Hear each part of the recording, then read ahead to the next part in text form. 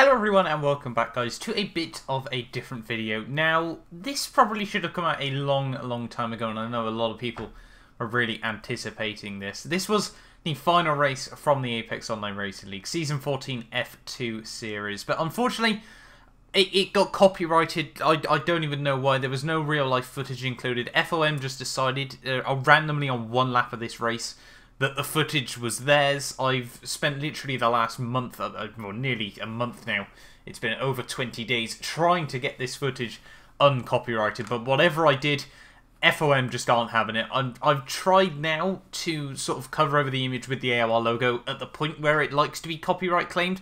Hopefully that sort of fixes it as well. I did really sort of want to include the original commentary. I did, sort of keep it in the same style as every other race from this series. But yeah, I can only apologise. No idea why FOM have been such a pain with this video. But hopefully, obviously, you guys still go on to enjoy the final race of AOR. Hello everyone and welcome back guys to the finale of AOR F1 2017 Formula 2 from Season 14 here. And you join me in qualifying for the final round of the season because as you can see, I'm actually waiting for a few more cars to try and get through to get onto the end of their laps until, well, yes, that did happen actually towards the end of that session there, which was really frustrating. Unfortunately meant that I had to use my banker lap for qualifying, which meant I start down in P10. Unfortunately, very low attendance for the final round of the season here. But yeah, this is actually as well going to be the final race I do in AOR F1 for maybe even the final race in AOR just generally I'm going to end up doing for quite a while actually, and I'll sort of talk about that a little bit later on in the video, sort of why I'm not doing Season 15 and everything. But here we are then on the grid. It is 5 lights here in Abu Dhabi, the final race of the season, and it's the lights out, and the way I don't really respond, in all honesty, they're going to absolutely terrible launch. Sam's going to absolutely fly away from me. The new crowned champion down towards T1 there, a little bit of contact move between him and Ellis. I'm going to try and look right around the outside through turn 2. We run a little bit deep there. Sam's going to be able to swing it right back around my outside through turn 3. More so they're getting caught up all over the cars around him. We think about trying to make it 3 wide there, but think better of it as we come back down into the chicane. Franglish there actually had a bit of contact with Bobbitt's there, so he unfortunately found himself facing the wrong direction, which means we're back up to P9 of this race. Now down the long back straight here. Slipstream will be engaged. Bobbitt's has pulled off to the side of the road there because, well, he was lagging, unfortunately, which meant that, unfortunately, he pulled out the way, didn't really want to affect everyone else's race for the final time tonight there. But Sam trying to look down the inside of Morso here. We're going to try and break. Just try and, play my own game here. We're going to go for the switchback move on the exit of the corner there. Sam, we do get a bit of a better run than him. We're going to try and use Morso slipstream there as we come now down this long second back straight here. Are we going to be able to have a look right around the outside of Sam here? I think we are just about going to be able to make it work. We break a little bit later than Morso there. Try to look around his outside there. Just try and find myself any sort of free space. Cut off Sam there a little bit aggressively. It wasn't particularly intentional there, so I can only apologise to him.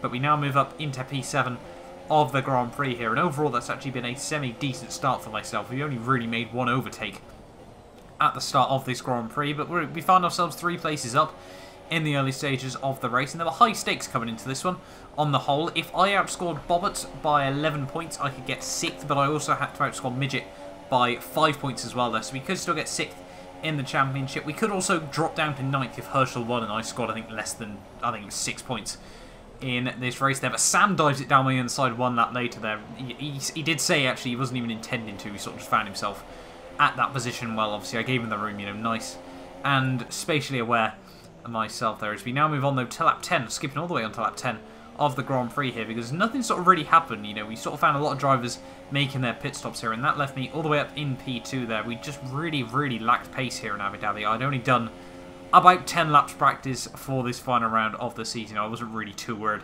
about trying to get, the P6, the P7 in the championship there. Drawmaster is going to be able to get past there as he's already made his first stop, as well as Brown as he gets very close to him on the next corner there. But yeah, those two will move up past me there. And now, 1 lap later, we are going to dive it in for my one and hopefully only pit stop of the day. After doing the APAC commentary earlier in the morning, I knew that the Ultras to the Supers was actually a very good and very actually doable strategy at this Grand Prix. So that's what we're going to try and do today.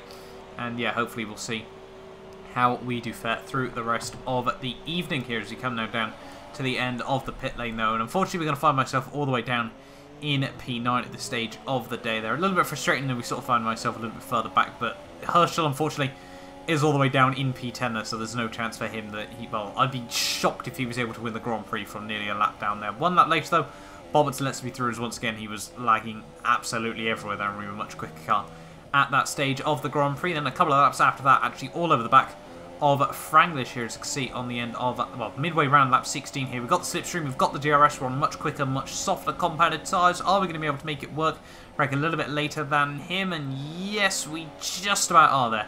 We do slip right around Franglish's outside and up, now into P7 of the Grand Prix here. And next up was at Midget, one of my big championship rivals here. We were really hoping we could try and jump him in the driver's standings. So he goes very defensive down in towards the chicane here. We're going to try and get myself a little bit of room there. He squeezed me once again. That makes a little bit of contact wheel to wheel there. We're just going to try and go for the switchback move though through the second part of the chicane there on all opposite lock, trying to get the power down.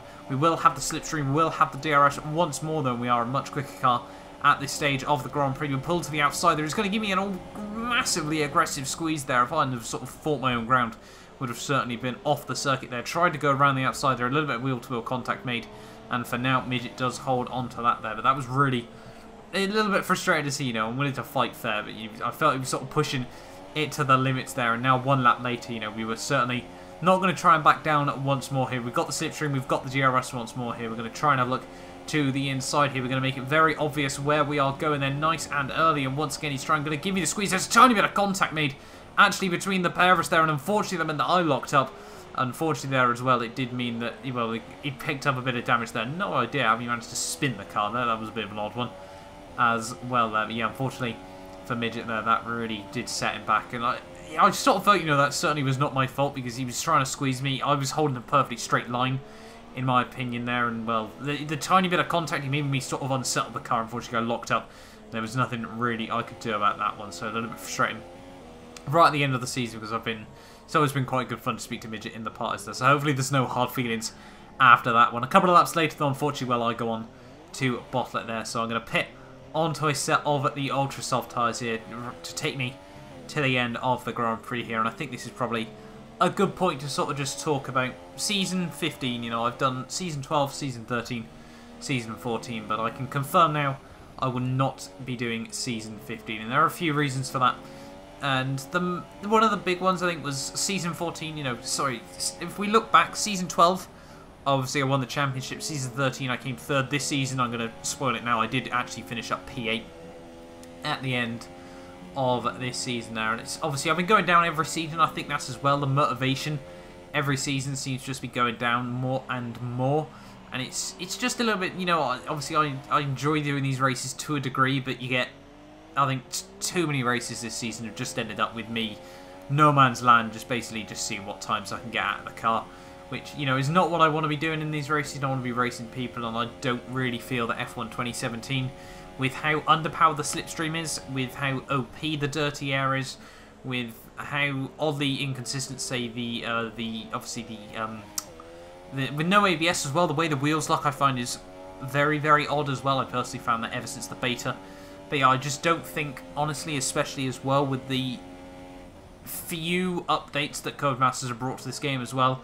In F1 2016, they sort of fixed a lot of the bugs because a lot of the bugs were pretty much game-breaking to a degree. Obviously, we had the tyre wear glitch and things, which sort of, you know, it had to be fixed for anything to be done with the game, so like coders were able to do that. But unfortunately, with F1 2017, albeit all the glitches that's sort of there and all the sort of the way the game sort of works is, it just doesn't create, in my opinion, good enough racing. And I think there's other things I want to concentrate on as well. You know, I will actually be trying to stream a lot more over the coming weeks as well. I'm going to try and stream sort of more league races, more open lobbies and things like that. So I'm probably going to be moving more over to streaming content over the next few weeks there. We actually set fastest lap of the Grand Prix at that stage of the day. Unfortunately, Herschel did go a bit quicker right towards the end of the race. But through the final couple of corners then, to finish off AOR Season 14 here. A little bit frustrating. On the whole, the way this season has gone, you know, really felt, if I had the motivation, I could have probably done a whole lot more there. But P8 to finish off the final race of the season.